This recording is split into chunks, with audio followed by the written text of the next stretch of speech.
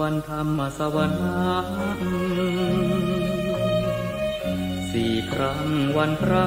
ชาวพุทธานุสรณ์เข้าวัดฟังธรรมจำศีลสังวรทำบุญสุนทรศีลธรรมนำพาขึ้นแรม8 ค่ำวันธรรมสวนาเลิกละก่อกรรมทำบาปหยาบช้ากลางเดือนสิ้นเดือนเตือนกายวาจาจิตใจไปหาคุณงามความดีประพฤติยึดธรรมประจำชีวิตทุกวันเป็นนิจพ้นทุกข์สุขีวันพระสำรวจตรวจดูความดีอย่าปล่อยชีวิตให้ว่างห่างไกลระฆังกังวานแววผ่านลมพัดเสียงสวดธรรมวัดวังเวงแววซ้ำเสียงพระพร่ำแจ้งแสดงพระธรรมเอกลักษณ์เลิศล้ำประจำชาติไทย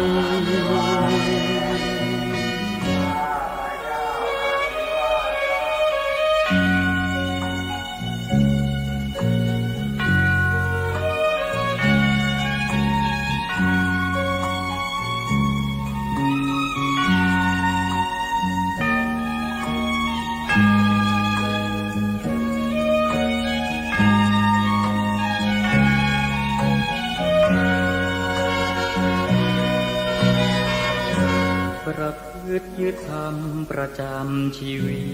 ตทุกวันเป็นนิจ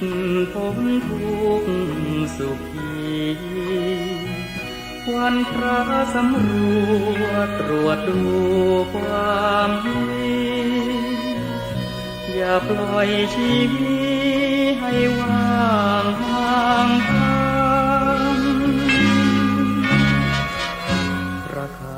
กังวานแววผ่านลมพัดเสียงสวดธรรมวัดวังเวงแววซ้ำเสียงพระพร่ำแจ้งแสดงพระธรรมเอกลักษณ์เลิศล้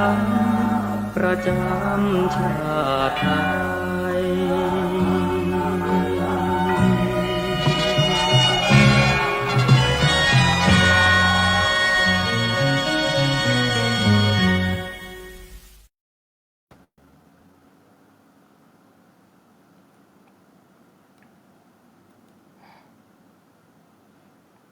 เจริญพรท่านสาธุชนทั้งหลาย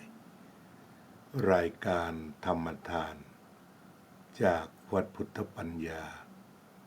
เมืองโพโมนารัฐแคลิฟอร์เนีย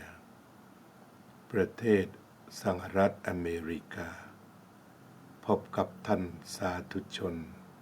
อีกวาระหนึ่งรายการธรรมทานจากวัดพุทธปัญญาวันนี้เป็นวันที่ 21 สิงหาคม พุทธศักราช 2569 เป็นวันขึ้น 8 ค่ำเดือน 9 เราก็เข้าพรรษามาเกือบจะถึง1 เดือนแล้วและครบเดือน45 วันก็เข้าพรรษาแรม1 ค่ำนะเดือน8 หลังแล้วก็มาขึ้น1 ค่ำจากแรม1 ค่ำมาขึ้น1 ค่ำตอนนี้ขึ้น8 ค่ำ 20 กว่าวัน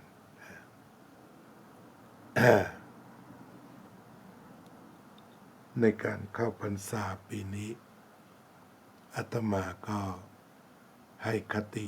ภาษิตไว้ว่าเข้าพรรษาปีนี้เพิ่มความดีแก่ตนเพิ่มความรักเพิ่มความสุขแก่บุคคลใกล้ชิดการออกคติธรรมแบบนี้เพื่อให้การเข้าพรรษานี้มีเป้าหมายว่าวาระพิเศษเช่นนี้จะทำอะไร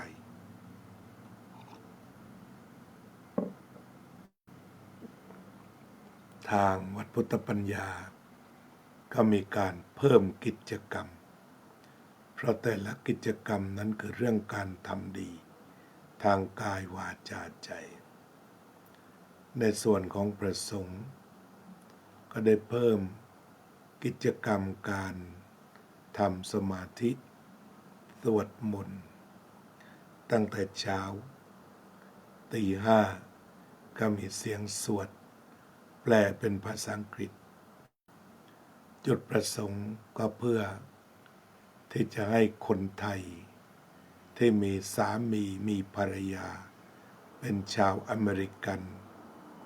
หรือชาติอื่นๆที่ใช้ภาษาอังกฤษได้มีโอกาสรู้และเข้าใจในเรื่องของพระศาสนาผ่านคำสวดขณะเดียวกันก็มีโอกาสได้ฝึกฝนภาษาอังกฤษไปด้วยตามธรรมชาติของพระธรรมทูตที่จะต้องเพิ่มพูนความรู้เอาไว้เรื่อยๆการได้สวดมนต์เป็นภาษาอังกฤษก็ได้รู้ศัพท์จากบาลีเป็นไทยจากไทยเป็นภาษาอังกฤษกันหลายศัพท์เพิ่มขึ้นบางครั้งเวลาพูดกับผู้ใช้ภาษาอังกฤษก็นำเอาศัพท์แสงเหล่านี้มาสื่อสารได้นี่ก็เป็นการฝึกต้นพระพุทธเจ้าตรัสทันโตเสโธมนุสเสสุต้องการจะเป็นผู้ประเสริฐทางใดก็ฝึกไปทางนั้นพระสงฆ์ที่อยู่วัดก็ต้องภาคเพียรพยายามชำระจิตให้บริสุทธิ์ทำกายวาจาใจให้เป็นกุศลต่อมาเป็นภาคประชาชนเวลา 11 นาฬิกาก็มีผู้มาถวายภัตตาหารเพลเพื่อได้อานิสงส์เพิ่มในเรื่องของการทำวัดก็มีการทำวัดเสียอีกครั้งหนึ่งเป็นการทำวัดก่อนเพลและถ้าผู้ใดยังอยู่ปฏิบัติธรรมต่ออย่างเมื่อวานนี้ก็มีผู้ปฏิบัติธรรมทั้งทำวัดเช้าภาวนาและทำวัดเย็นประมาณบ่าย 2 โมงท่านที่อยู่ทางบ้านเปิดฟังได้ถ้าเวลานั้นไม่มีภารกิจหรือมีภารกิจเปิดฟังไปด้วยพระทรงคำสวดให้ถึงบ้านเปิดฟังแล้วก็ตอนเย็นการสวดก็สวดบ่ายหลังจากทำสมาธิเสร็จเป็นวันของคณะกรรมการวัดคณะกรรมการวัดพุทธปัญญามีความเอาใจใส่ในงานบริหารในการประชาสัมพันธ์ประสานมือประสานงานประสานใจและมาลงมือปฏิบัติธรรมด้วยกันกับพระสงฆ์การที่คณะกรรมการวัดมาปฏิบัติธรรมกับพระสงฆ์ได้ก็สามารถที่จะเดินทางไปด้วยกันคุยอะไรเข้าใจกันง่ายแทบจะไม่ต้องประชุมหรือถกเถียงใดๆเพราะมีทิฏฐิสามัญญตาทุกอย่างตั้งอยู่บนธรรมปฏิบัติธรรม สมควรแก่ธรรมก็ได้ประโยชน์ในแง่ขององค์กรคณะกรรมการก็เข้มแข็งในการมาปฏิบัติธรรมเจริญสมาธิภาวนาพอถึงเวลา20:00 ตอนนี้ก็จะได้มีการทำวัดเย็นอีกครั้งหนึ่ง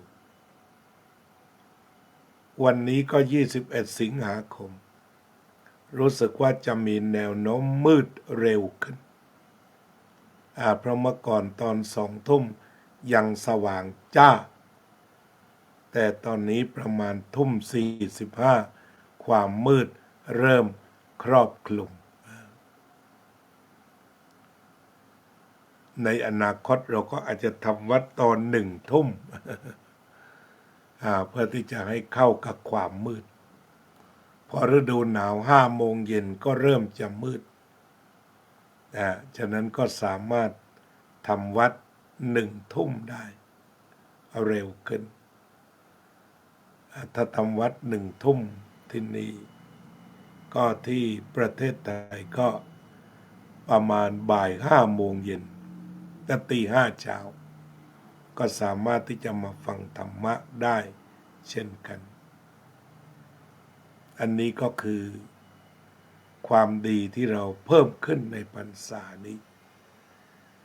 อันในช่วงหลังๆเมื่อมาทำTikTokก็ได้มีเยาวชนเข้ามาจำนวนมากได้ทราบว่าอยู่ชั้นม.3 ม.4 เด็กไทยจะเข้ามาเยอะมีวัยรุ่นคนหนุ่มสาวกำลังทำงานของอเมริกันก็เข้ามาเขาก็ตั้งคำถามได้ดีคือตามปกติที่เราสนใจโดยทั่วไปแบบคนไทยนั้นก็สนใจว่าจะปฏิบัติสมาธิภาวนาอย่างไรอาตมาก็จะบอกสติปัฏฐาน4เป็นหลักคือมีสติไว้ที่กายที่ความรู้สึกแล้วก็ที่ความคิดแล้วก็รวมสภาวะธรรมทั้งหลายที่เกิดขึ้นกับใจให้พิจารณาอย่างนี้ก็ตามที่พระพุทธเจ้าตรัสนั่นแหละว่ามีอะไรเกิดขึ้นก็ให้พิจารณา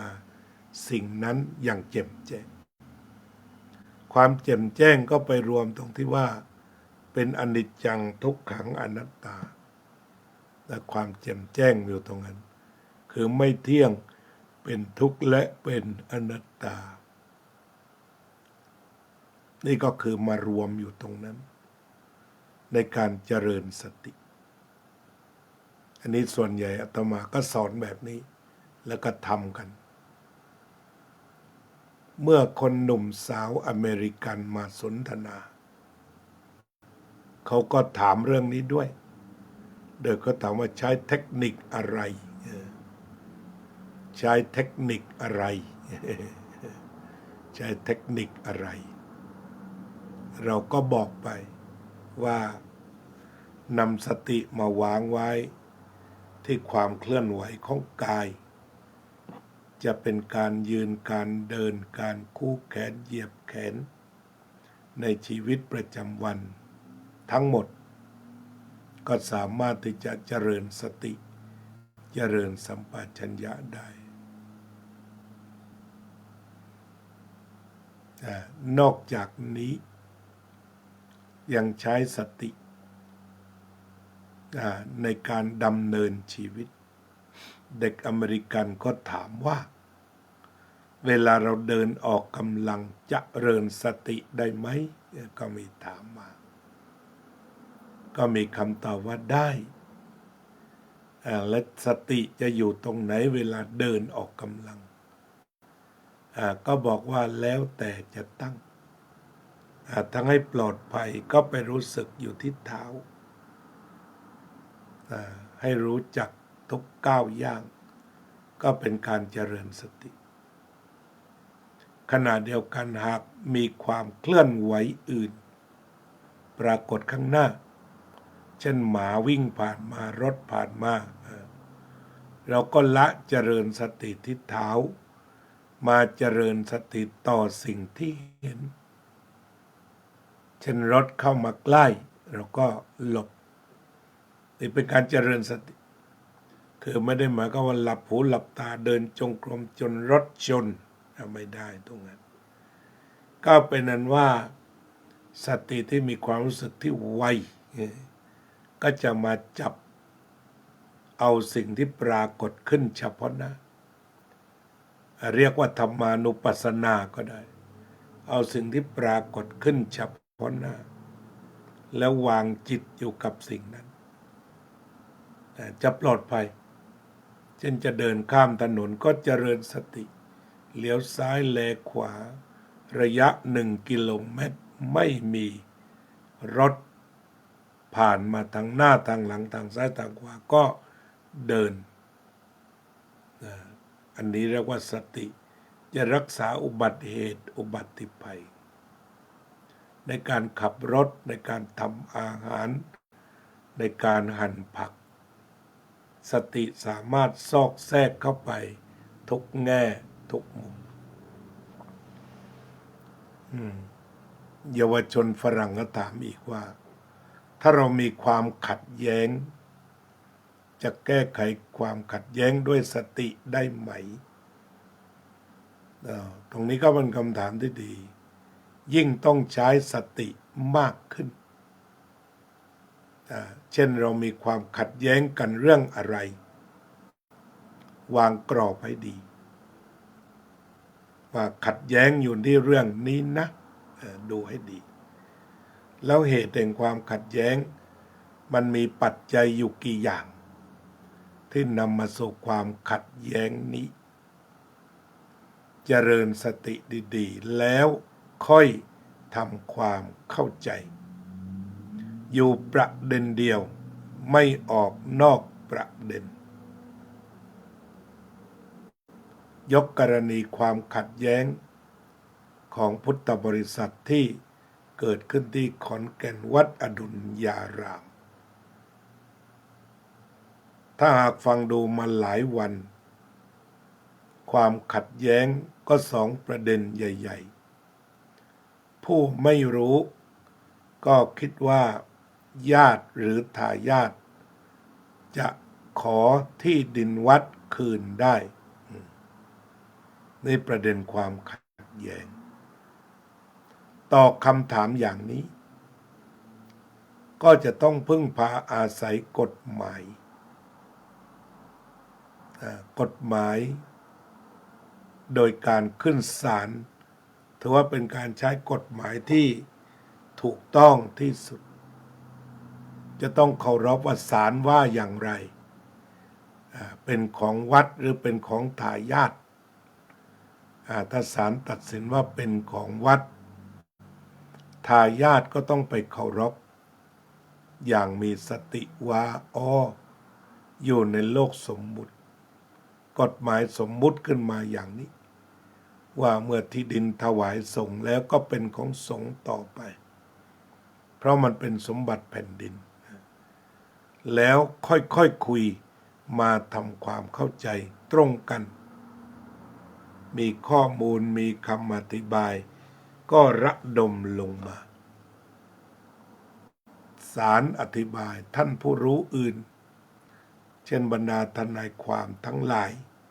ก็อธิบายให้ง่ายแต่ต่างฝ่ายต้องมีสติปัจจุบันนี้ก็เรียกว่าสติแตกทำความเข้าใจเรื่องนี้อย่าให้สติแตกอยู่กันด้วยสติแล้วก็จับประเด็นพอจับประเด็นมันมีคำถามแล้วได้ตอบเช่นว่าที่ตกเป็นของสงฆ์แล้วจะคืนทายาทได้หรือไม่ตอนนี้ก็เสียงตอบทั้งเป็นทางการและไม่เป็นทางการก็ขึ้นอยู่กับว่าทุกฝ่ายมีสติแล้วเรื่องก็จะยุติ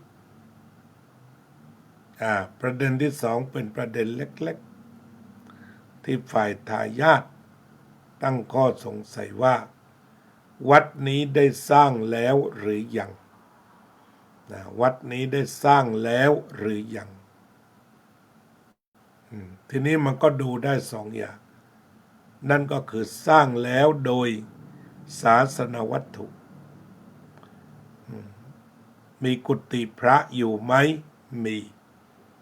อันนี้โดยดูทางศาสนวัตถุศาสนธรรมที่วัดนี้มีการแสดงธรรมไหมมีทำวัดสวดมนต์ไหมมีการทำบุญในวันพระไหมมีเพราะฉะนั้นก็มีทั้งศาสนวัตถุศาสนธรรมศาสนพิธีศาสนบุคคลมีจำพรรษาไหมมีอันนี้หากโดยดูพฤตินัยก็เรียกว่าเป็นวัดแล้วที่ดินผืนนี้ได้เป็นวัดแล้วต่อมาก็มาดูต่อไปโดยแง่นิติกรรมพฤติกรรมนี้เป็นแล้วแต่นิติกรรมทางกฎหมายทางสำนักพุทธก็ชี้แจงมาว่าได้เป็นเรียบร้อยแล้วเพราะผ่านกระบวนการสร้างวัดทีนี้เหลือตัวสุดท้ายก็คือการโอนโฉนดมาติดชื่อวัดทำอย่างไรตรงนี้ทั้งท่านผู้ว่าและนักปราชญ์ทางกฎหมายเช่นอาจารย์ธงทองจันทรังสุขซึ่งมีฐานะเป็นประธานคณะกรรมการปกป้องพระพุทธศาสนาปกป้องคุ้มครองก็มาแล้วที่ถ้าทุกฝ่ายมีสติทุกฝ่ายมีสติป้องกันความชอบชังมีสติให้เห็นสิ่งต่างตามความจริงไม่มองผ่านอคติอคติก็คือมีชอบมีชังมีไม่รู้แล้วก็มีกลัวอคติที่ถ้าพระพุทธเจ้าตรัสเรื่องการเจริญสติก็เพื่อที่จะนำสติมาพิจารณาถึงความชอบชังเรียกว่าหน้าที่ของสติและสัมปชัญญะคือมาถอนความชอบชังออกไปความชอบและชังเหมือนวัชพืชที่อยู่ในใจสติสัมปชัญญะก็คือสิ่งที่เป็นเครื่องมือเหมือนเครื่องมือไดย่าในการถอนความชอบชังให้หลุดไปฉะนั้นหน้าที่ของสติในการดำเนินชีวิตได้ปลอดภัยก็คือคอยดูแลการดำเนินชีวิตประจำวันหากเกิดความขัดแย้งทางสังคมก็ป้องกันความเห็นผิดก็คือใช้สติค้นคว้าความถูกต้องทั้งที่เป็นสมมุติและเป็นปรมัตถ์สมมติก็คือบรรดากฎหมายทั้งหลายว่ากันอย่างไรไม่หลงไปด้วยอคติถ้ามีสติจะไม่มีอคติมองสิ่งต่างๆจงมองด้วยสติไม่มองด้วยอคติแล้วก็จะเห็นตามความจริงพอเห็นตามความจริงแล้วความชอบชังก็จะถูกทอดถอนเพราะความจริงมันเป็นอย่างนั้นไม่ต้องเติมความชอบอาจจะนำไปสู่กามตัณหาภวตัณหาและทุกข์ไม่ต้องนำไปสู่ความชังคือวิภวตัณหาคือทุกข์แต่ดำรงจิตอย่างปกติเมื่อจิตปกติชีวิตที่ดำเนินไปก็ปกติและปลอดภัยงั้นสติก็คือการมองสิ่งต่างๆตรงๆตามความจริงไม่หลงผิดการหลงผิดที่หลงกันมากเช่นหลงเล่นการพนันว่าเป็นความสุขแท้จนหมดเนื้อหมดตัวหลงการดื่มสุราจนทำลายร่างกายทั้งหมดหลงเสพยาตรงนี้สติก็ช่วยถอดถอนได้ถ้ามีสติสัมปชัญญะดีก็ถอดถอนได้อีกรักษาจิตจากความเห็นผิดมาทำความเห็นให้ถูกต้องเสีย ก็เป็นอันว่าคุยกันเรื่องสติวันนี้ก็ทำหน้าที่หนึ่งป้องกันอุบัติเหตุป้องกันอุบัติภัยทุกอย่างตั้งแต่ลืมตาถึงหลับตาสองป้องกันความเห็นผิดเมื่อเจริญสติอยู่กับปัจจุบันขณะความเห็นผิดก็แทรกเข้ามาไม่ได้ประการสุดท้ายทำหน้าที่เป็นสติปัฏฐานคอยระวังไม่ให้ความชอบชังเกิดขึ้นหากความชอบชังเกิดขึ้นต้องถอดถอนออกไปเพื่อนำจิตปกติสู่สภาวะเดิมแท้ที่ไม่เป็นทุกข์ไม่เดือดร้อนเหมือนน้ำที่ไม่ปนสีอะไรเลยเป็นน้ำบริสุทธิ์งั้นต่อไปนี้เราจะเจริญสติที่ลมหายใจด้วยกันต่อมาก็มีเพลงนำโยมก็กลับมาลมหายใจด้วยกันหายใจเข้าหายใจออกสติคอยบอกรู้ตื่นเบิกบานฝึกแล้วฝึกอีกฝึกจนชำนาญรู้ตื่นเบิกบานทุกลมหายใจ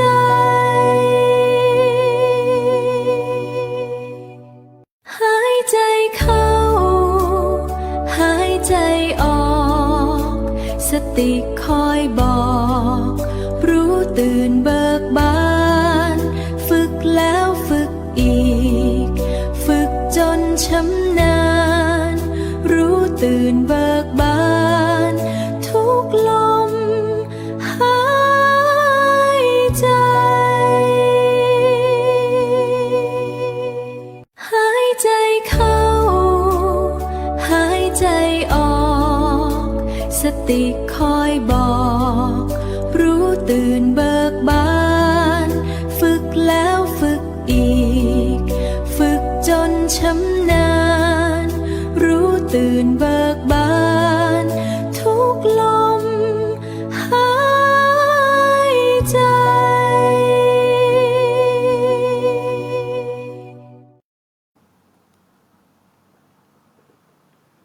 สัพเพสัตตาสัตว์ทั้งหลายที่เป็นเพื่อนทุกข์เกิดแก่เจ็บตายด้วยกันทั้งหมดทั้งสิ้นอเวราโหนตุจงเป็นสุขเถิดอย่าได้มีเวรแก่กันและกันเลยอัพพยาปัจจาโหนตุจงเป็นสุขเถิดอย่าได้พยาบาทเบียดเบียนซึ่งกันและกันเลยอนิฆาโหนตุ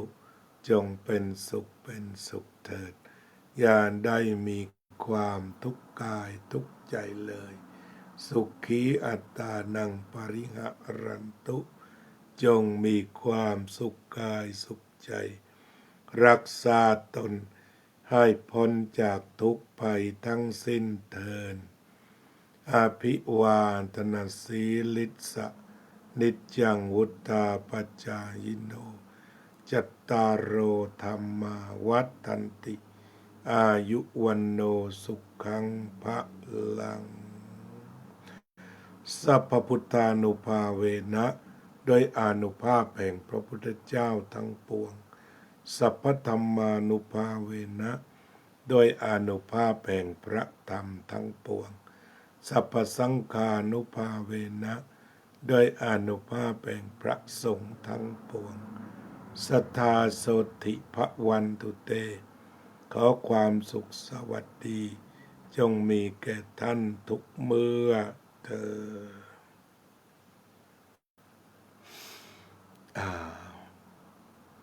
ขอบคุณทุกท่านนะโยมโซเฟียโยมโจ้ร่วมอนุโมทนา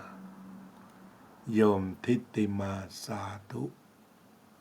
โยมกัลยาร่วมภาวนา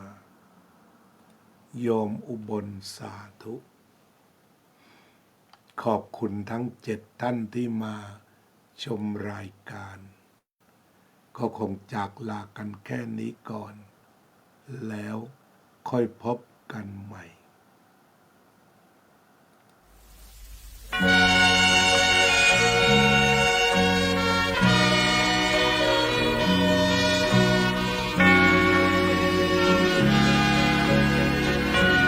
เดือนหนึ่งพึงจำวันธรรมสวนา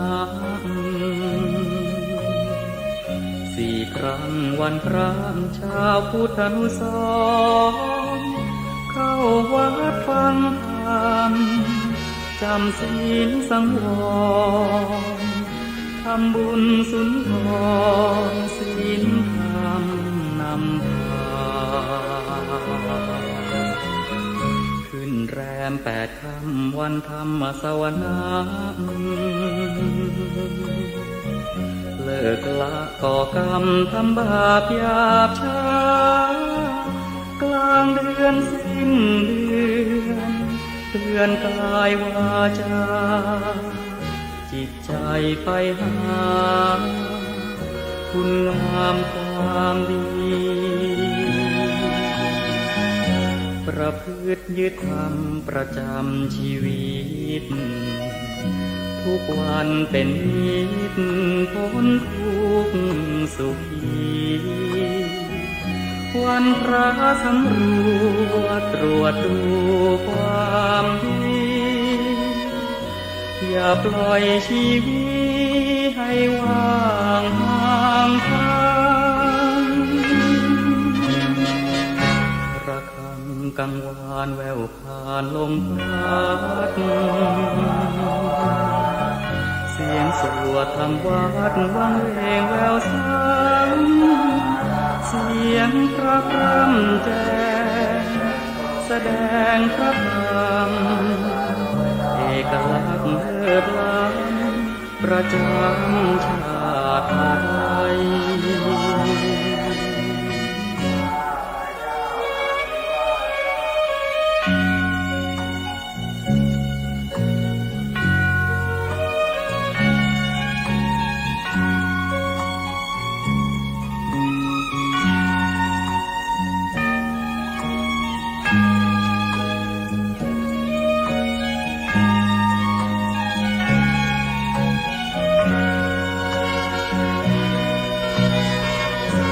ประพฤติยึดธรรมประจำชีวิ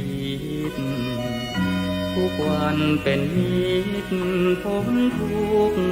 สุขีวันพระสำรวจตรวจดูความดีอย่าปล่อยชีวิตให้ว่างห่างทางระฆังกังวานแววผ่านลมพัดเสียงสวดธรรมวัดวังเวงแววซ้ำเสียงพระพร่ำแจ้งแสดงพระธรรมเอกลักษณ์เลิศล้ำประจำชาติไทย